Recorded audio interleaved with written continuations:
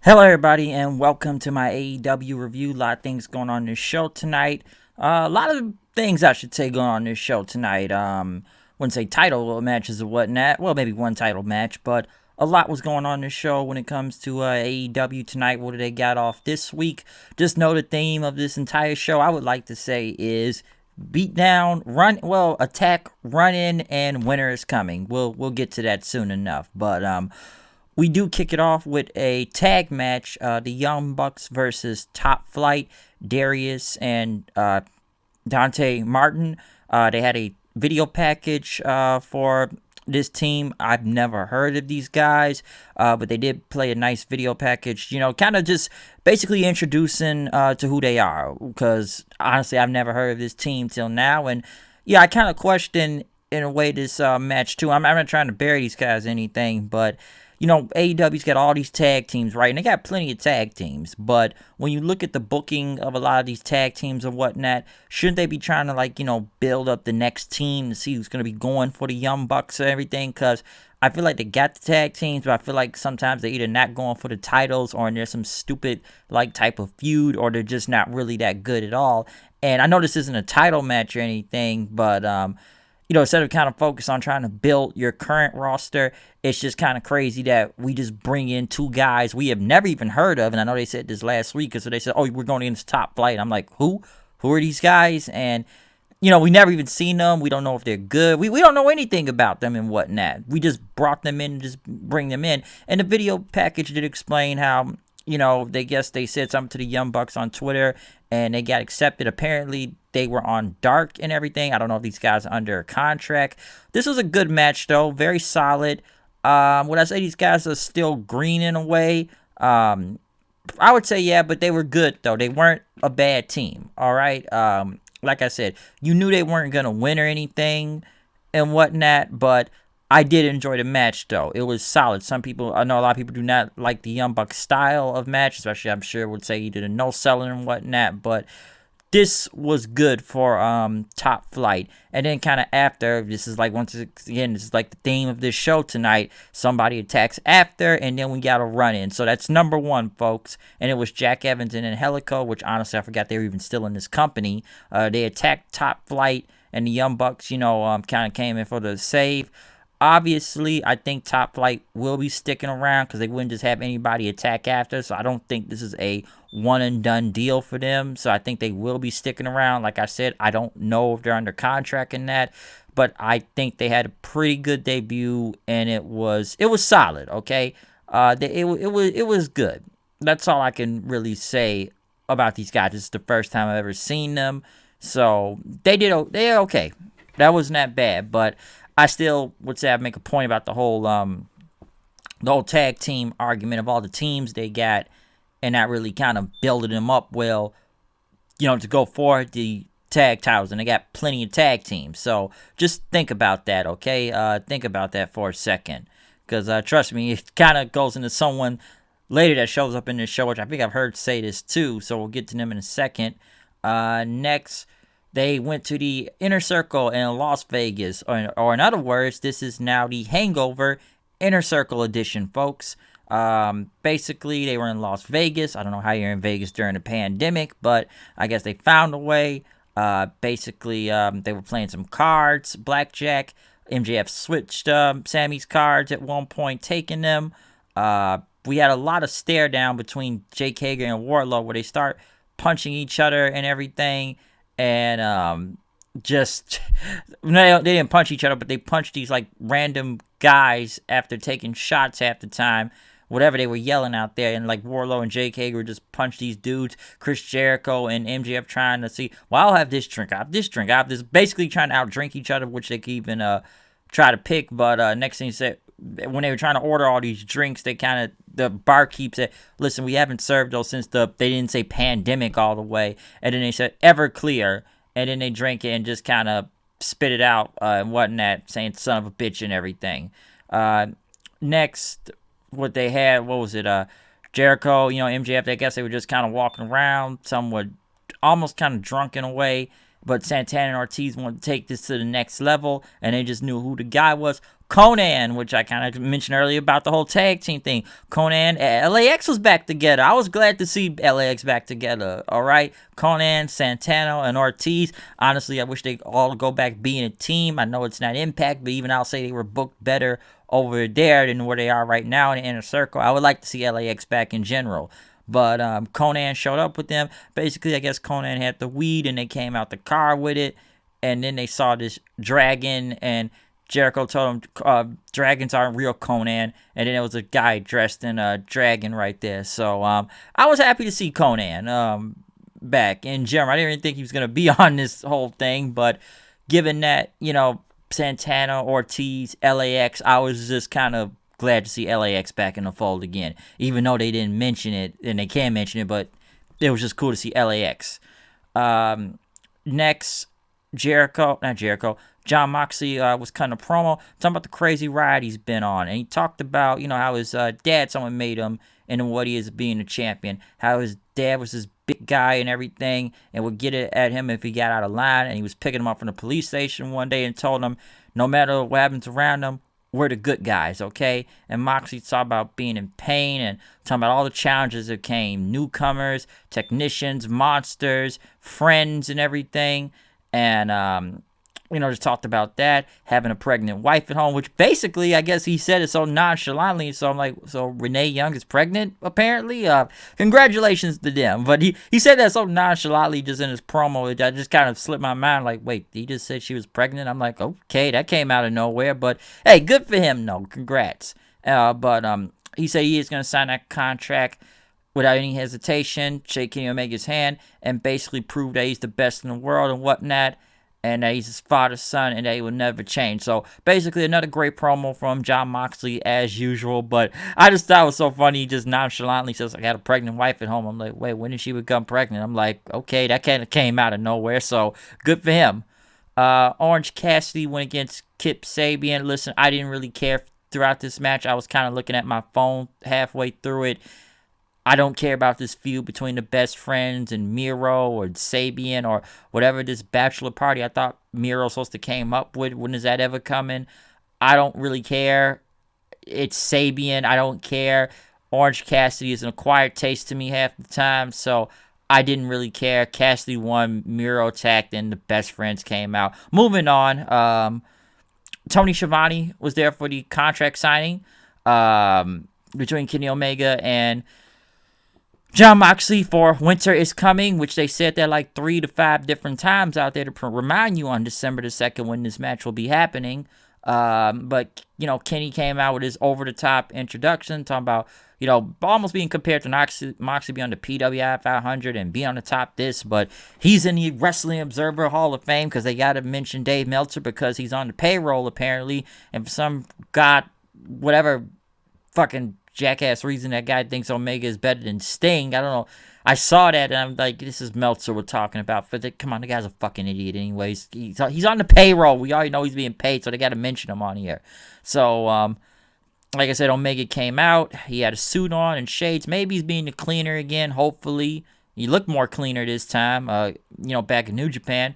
But basically then, as they were waiting on John Moxley, he was left on the ground with a bloody nose. Omega says, I'm not into the psychology stuff. You got an arm this week and, what was it, an arm last week and now your nose this week and you're trying to avoid me. But just remember, December 2nd, winter is coming.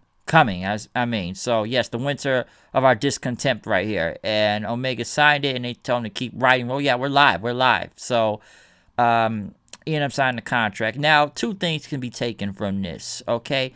Number 1, I'm sure Omega may have attacked them beforehand. Number 2, apparently everybody think Kenta attacked John Moxley. Because John Moxley did mention one other thing in his promo, that he is champ. He's holding 2 different titles in 2 different continents right now. Now, if you're not following New Japan, Kenta is holding a briefcase. Basically, he won at New Japan Strong, and basically that briefcase gives him a title shot for the U.S. title. Okay, so Kenta does have like a briefcase to, I guess, cash in anytime for that championship and whatnot. Now, do I think Kenta's going to show up on AEW? Listen, I know AEW's been kind of throwing all these New Japan references out that they're working with, and we don't really know that yet. And I know it's a lot of distrust between both parties and whatnot when it comes to the Elite and New Japan and whatnot. But obviously, I will say that match is not probably going to happen until Wrestle Kingdom between Kenta and Jon Moxley. I'm just going to say that right now at the bat. Don't get me wrong, it would be cool if Kenta would show up because, hey, Kenta's not on any tour right now in New Japan. He's not on that, Best of the Super Juniors or the World Tag League. So could he show up? I don't know because it's a clue, the nose, GTS. Just think about it. So, yeah, Kenta did say he is still coming after Jon Moxley, not for the AEW title, but he's holding that IWGP US Heavyweight Championship. So, hey, maybe it happens, but I still think it's going to happen at Wrestle Kingdom. The Inner Circle was still partying in Vegas. I guess they're on a roof. They were all hammered. They had Elvis there, and he was happy to be part of the faction. Sammy brought out a knife for some reason. It's a blood brother thing. They were going to cut blood and everything, and, they start howling, and then they were, like, in a hangover type of thing where I guess they were all, drunk, hungover. And it was I don't know, the Elvis guy was there. Sammy was in a pool fountain sleep, and I guess he got married to 3 different women, 3 wives and whatnot. MJF had, a whole bunch of marker writing on his face saying Sammy was here and whatnot. Ortiz is working out and wearing a bride shirt. And so, I always wanted a workout partner in the morning. And, Jericho, I don't know, some chickens running around. And then they found Hornswoggle dressed in a diaper, and then Jericho showed up on commentary talking about, we're going to be here next week, we got a match and everything. I will say this about the segment. It was funny several times here and there. I know they were just basically kind of reenacting the Hangover movie and whatnot, but I don't know, it's like it was funny, but then it got a little less funny in the end and whatnot. Like I said, I popped for when Conan showed up and everything. Hornswoggle, I just don't even want to see on my TV in general. I don't want to see him on Impact. I don't even want to see him on here. So he's just getting around one way or another. Don't know how, but he is. So that's something I don't really want to see on my TV. But hey, folks, he's on the show apparently for whatever reason. Okay, but moving on. No, yeah. I will say one thing, though. It's better than that dancing thing they did a few weeks ago. This was at least somewhat funny. Well, it was funny a lot, but at least it was actually funny, okay? It was actually funny. But moving on, though, which, by the way, I didn't say this also. Did I count 2 for 2 now? We had another attack and beat down. No, attack then run in. So that's 2. Let's move on to number 3, okay? Pac went against the Blade. Eddie Kingston was on commentary. Now, I like this match, but I don't like it at the same time. Now, number 1, this is Pac's return match, right? He hasn't been here in almost, 7, 8 months and everything. Why is the Blade going against him for 12 minutes and Blade's getting so much offense on the Pac? I didn't understand that. And yes, there was interferences from, the Butcher and everything, but this is Pac's return, okay? You got to make this guy look dominant out there and just win in 5 minutes. That's how I would have put it. You win in under 5 minutes, not go 12 minutes with this dude. That's what doesn't make a lot of sense to me throughout this match. I probably would have done it different and everything, but I just think Pac's return, he should have just took him out. Now, I know the Butcher and the Blade have been presented as job guys, not all the time lately, because they usually are job guys and they lose. Because even my friend said somebody on the internet tried to argue him on Facebook that the Blade is not a jobber. I'm like, you sure about that? How long has he been a jobber now? A long time. Now, I know recently maybe they haven't been kind of doing it, but I just don't think he should have given Pac that much offense throughout the match. Now, Pac ended up winning anyway with a moonsault in the Rings of Saturn on him, but as he was about to call out Eddie Kingston, the Butcher attack, Butcher and Blade held up Pac as Eddie Kingston says, "You don't know who you messing with. You been gone for a while. I'm running this thing. That's why I'm playing the world's smallest violin for you." Phoenix ran out and jumped over the ropes and botched whatever he was trying to do, jumping over. I don't even know what he did. He just botched it and almost fell on everybody, and it even looked like a move. And I guess he tried to save Pac, but the numbers gang got him. Pentagon came out with a chair then, and I guess he was going to hit his own brother, but he ended up going for Kingston and them then, as I guess the Death Triangle was reformed. Very fast, by the way, too, because I didn't really think that was going to happen. I'm like, well, that was kind of quick. They just kind of, all right, you guys are back together now. Because after last week when Pentagon and Phoenix beat the living dog crap out of each other, now all of a sudden, everything's cool. Everything's cool now. They could have milked this, though, for a minute. They could at least have Pentagon be with Kingston and then maybe come conflicted later in time and then join back up with the Death Triangle. But I guess they didn't want to break up the Lucha Brothers and like, well, we better keep these guys together. We got enough tag teams. We don't want to break them up. So I guess they just wanted to keep this together as fast as possible. So they did not milk this at all. They just had Pentagon just kind of choose quickly back with Death Triangle and join back with his brother and Pac and whatnot. So I guess they wanted to make the teams even. Kingston and the Butcher and the Blade versus Pac and the Lucha Brothers and whatnot. So yeah, they really did not they really did not try to milk this. They just rushed Pentagon back in there. They showed Jade Cargill beating up Brandy. I don't know. I guess she's with Vicky Guerrero and them now, and beat her up until some folks made the save. Whatever. Serena Deeb went against Thunder Rosa for the NWA Women's Championship. Very good match. I really did like this. As I said before, the NWA women continue to outshine the AEW women on this show and whatnot. Because, come on, we've seen this before. They had a great match on this show last time. Except this time, this was for the championship now at this point. So, this was a really good match. I like this a lot. This was good. This is what happens when you actually. Then again, it's a difference because it's crazy. My friend Steven said this too.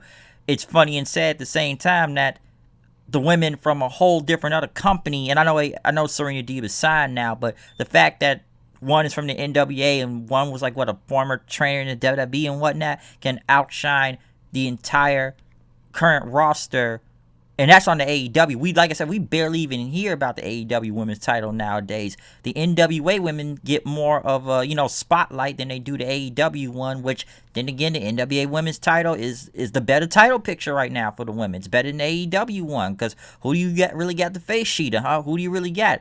At least you're getting a really good match out of the NWA Women's Championship. So usually the women are in the death spot for AEW almost every week, but this is one of those good times where I can say that this was a really good match. Now, Baker came out and attacked Thunder Rosa, which I'm almost surprised the match even kept going and whatnot, but it kept going, and Serena Deeb ended up getting her finisher on the win, but Thunder Rosa went after Britt Baker then and started beating her up, and as the referees pulled her back and both started brawling with each other. We'll see where this goes. I thought they were going to move Britt Baker for the AEW women's title, but I guess not right now.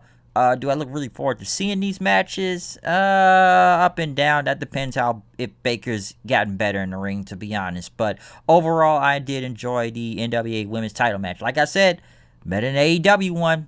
Once again, the NWA, they outshine them. Again, folks. Next, John Silver and Anna Jay talked about she's coming after Hikaru Shida next week, so we'll see what goes on there. Darby Allin and Cody Rhodes went against Brian Cage and Ricky Starks. Taz was on commentary. A way better tag team main event, some would say, than a few weeks ago with Cody and the Gun Club. Basically, that was a spot fest against the Dark Order, but this was a better tag team match. Taz had left commentary at one point, and we didn't hear from him for a while. Brian Cage ended up getting a super drill claw off the top rope onto Darby Allin, which, man, that was some hang time right there. Brian Cage had won, basically pinning the TNT champion. Next after, Starks started attacking Darby Allin and Cody. Willie Hobbs came out with a chair in for the save, which I feel like his new gimmick now is saving people with a chair. But as he put the chair down, he picked up Cage's FTW title and smiled, which I'm still surprised that title's still a thing. He ended up attacking Cody, and my friend Steven called this. He could come back out and attack since Taz left. And Hobbs had dropped Cody with the belt, and they basically stood over Cody as Willie Hobbs is now joined Taz's Team Taz crew. So Team FTW, which is good faction right now, I should say. Brian Cage, Ricky Starks, Willie Hobbs, that's not bad at all. And I'm assuming Cage is going to get a title shot next for the TNT belt since he did pin the champion and whatnot. One thing I could say about the theme of this show, every match we have seen tonight, and I mean all the matches, had some attack or run-in from the beginning all the way to the end. Even I didn't mention the women's match. Once again, we had an attack and a run-in. And the ending of this show, attack, run-in. Beginning of the show, attack, run-in, attack, run-in. They basically just did so many attacks and run-ins, like you could call it throughout the entire show. Every match had an attack and run-in. I will say, though, this was a good episode, though, given what's going on. Willie Hobbs joined Team Taz, the Death Triangle being back together, I guess Jon Moxley being taken out by Omega. Just remember, winter is coming, folks. Winter is coming. They have to remind you like 10 different times so it can be stuck in your head. Winter is coming. Now is the winter of our discontent, okay? Like I said, a very good NWA Women's title match and whatnot. And like I said, for the contract signing between Omega and Moxley, which I'm sure Omega took him out before, or it could be Kenta. So a lot of good things on the show tonight. Not bad. The only thing I could say I really did not care for was Cassidy and Kip Sabian. I just did not pay attention to that match at all. All I know is just another run-in and attack. And I said we didn't hear enough for Shaquille O'Neal this week, I see. Other than Cody wearing a pizza shirt because, it's taking a shot at Shaquille O'Neal because he's working with Papa John's right now. But other than that, though, that is my review for AEW Dynamite. Remember, folks, winter's coming. Winter's coming. December 2nd. Winter's coming. It's coming, all right? Like I said, not a bad show, but still. Follow me on Twitter, @HoodedKnight890. Check out the Urban Wrestling Network. Comment, subscribe. Follow me on Twitter. I've already said that before. I tend to repeat myself sometimes, so yeah, have to get the message across, okay? Other than that, I'm out of here. We'll be back later for an NXT review. Peace out.